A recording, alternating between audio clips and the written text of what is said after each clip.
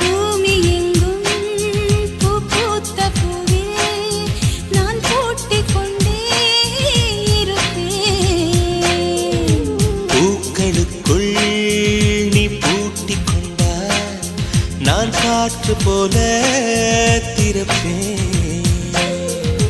மேகமுள்ளே வாழ்ந்திருக்கும் தூறல் போலவே நானும் அந்த மேகமதில் வாழ்கிறேன்.